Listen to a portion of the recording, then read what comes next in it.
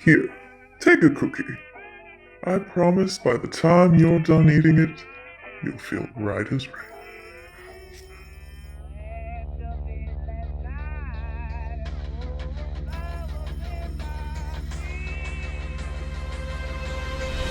Hey there, it's Liv, Chief Food Wizard at Apocalicious. Today we're eating our feelings. Remember the first Matrix movie? Specifically the scene where Neo visits the Oracle, and he and everyone else is sort of hoping for some good news? Well, not to his surprise, she tells him some pretty bad news. But she gives him a spoonful of sugar to help the medicine go down. A cookie. I think pretty much everyone in the world could use a big cookie right about now, so we made one. A Right as Rain giant cookie. It's a gigantic new spin on a classic, chocolate chip cookies. Pretty much anyone can dig into this recipe because it's free of major allergens, is vegan, can be made gluten-free, and is made entirely out of Pantry items. I know you're gonna love it. If you'd like to print or save the written recipe, be sure to visit our website, apocalicious.com, to get it. Also be sure to like this video and subscribe for more. We'll share a new recipe video each week. All of our recipes will be made with pantry items, shelf-stable foods, and occasionally foods will teach you how to grow for yourself. Now let's make this thing. Remember friends, we're all in this together, even when we think we're standing far apart, even though we're all on a battery farm locked up side by side. Anywhoots, stay healthy, stay safe, stay frosty. Okay, let's talk about ingredients. Our cookies today are vegan and gluten-free optional. We're going to start with some flour. I used all-purpose flour. You could use a gluten-free 1-to-1 flour. For sugar, we're going to use coconut sugar, which is a low glycemic sugar, and dark brown sugar. Now, if you don't have coconut sugar, you can always substitute this with granulated white sugar. We're going to use some dairy-free chocolate chips and some dark dairy-free chocolate.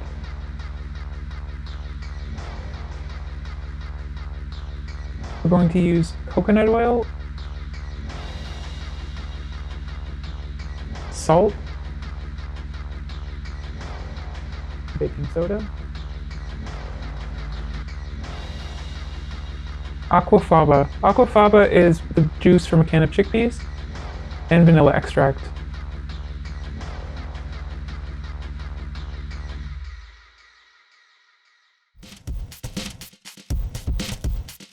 Okay, so we're going to start with a large mixing bowl and a sieve.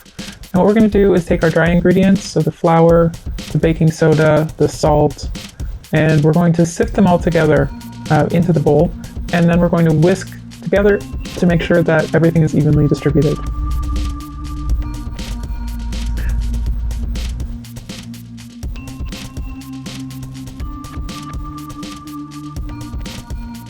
So for the whisking, I'm just going to use a normal baking whisk and just give it a good stir, just to make sure that the baking soda makes its way through the flour. 8-Bot, give me a program for food processor.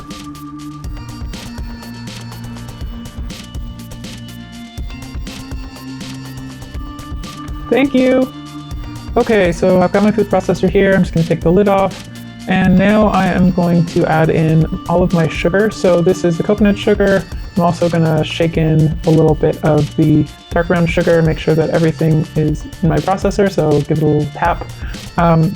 Now I'm going to add in some of the coconut oil. So coconut oil is what we're using today for a butter replacement. You could use a vegan butter if you prefer. I like coconut oil for baking quite a bit, so that's what I'm using, and it's what I have.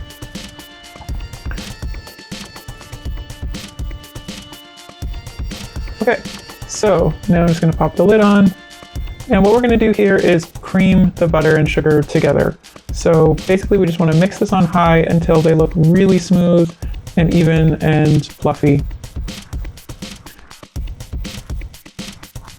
Okay, so as you can see, I'm scraping down the sides of my food processor. This is because the sugar will tend to climb up the sides if you don't do this. So all I do is scrape it down and then start again. And it's okay to do this a couple of times because the sugar will inevitably make its way away from the coconut oil. It's a bit annoying, but it does the job.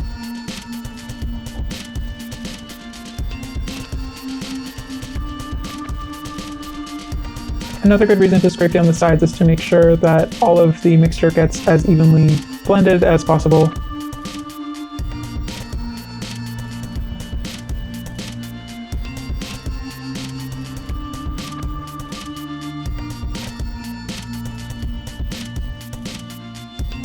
That looks about right.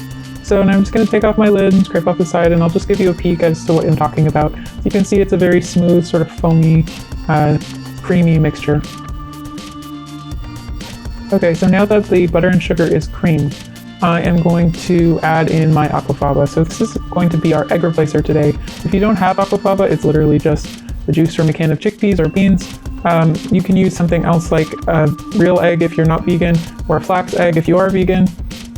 And I also added in my vanilla. And now I'm just going to blend it all together.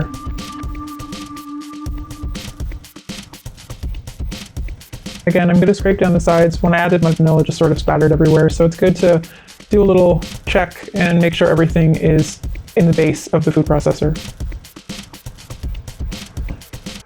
Now, aquafaba is something that gets quite foamy when it's blended, so it's a good idea to blend it for a little while. I blended it for more than a minute just to make sure that it had some chance to inflate, puff up, and act a bit more like an egg. So now I'm adding in my flour. I'm going to add it in bit by bit because what I really don't want to happen is for it to explode all over the inside of the food processor and cake onto the sides. Instead, by adding it in small increments, it will get much better incorporated into the creamed butter mixture. And basically this is all you're going to do to get the base of the dough together. You're just going to keep adding in the flour bit by bit until you get something that resembles a sort of stiff cookie dough.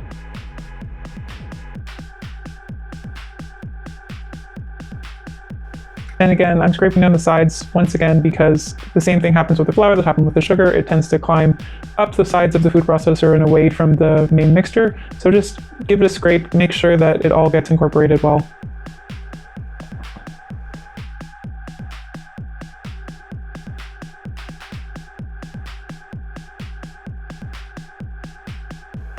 And there goes the last of my flour. And in this final blend, you're going to see the dough consistency change quite a bit. It's going to become much thicker and start to roll around on its own almost.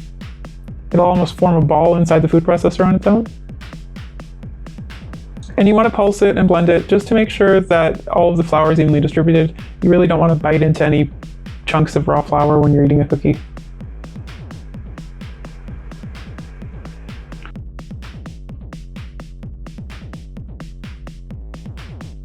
There you have it.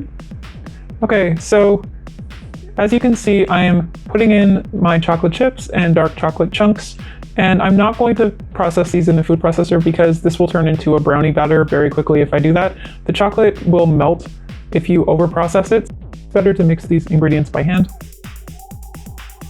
So we've now completed our cookie dough.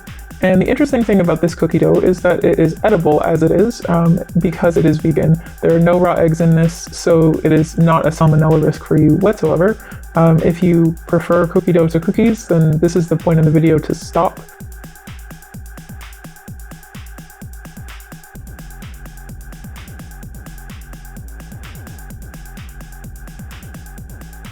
You take the cookie dough. Your culinary adventure ends. Everything goes back to normal. You wake up on the couch under a pile of blankets watching Tiger King. You dig into this bowl of deliciousness with no fear of salmonella poisoning. Incredibly chocolatey. Life carries on. You take the giant cookie. Life as you know it stops.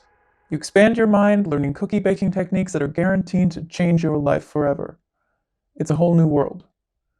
Remember, once you've seen what I've seen, you can never go back. Excellent. Okay, so let's get baking. First, we're going to need a parchment paper lined baking sheet, and we're going to place all of our cookie dough onto the parchment. Now, I'm going to freeform this with my hands because it's just easier this way.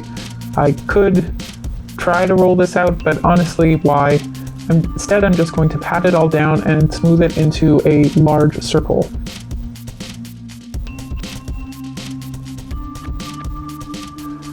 Now I'm going to add some chocolate chips on top. Now this is a trick that I've learned from food stylists. When you add chocolate chips to the top of your cookie before it bakes, you're going to get those beautiful photo-ready chocolate chips once baked. You know, the ones that ooze and melt. So now I'm going to freeze this cookie dough. This is something you might never have done before. What this does is it helps prevent the cookie from overspreading. And now we're going to bake our frozen cookie in the oven. I've preheated this oven to 375 degrees Fahrenheit, and I'm only going to bake it for 10 minutes. That seems like too little because it is. So now, as you can see, my cookie has nice browned edges, but it is still underdone, and this is the step that is going to blow your mind. That's right, I bashed the pan. This is called a pan banging technique. And what I'm going to do is bash every 2 minutes until I hit about 17 or 18 minutes in the oven. And the beauty of the pan banging technique is it ensures that you get a crisp and brown edge to the cookie while maintaining an almost soft, chewy, and molten middle. Here, take a cookie. I promise by the time you're done eating it, you'll feel right as rain. And that is our Right as Rain chocolate chip cookie.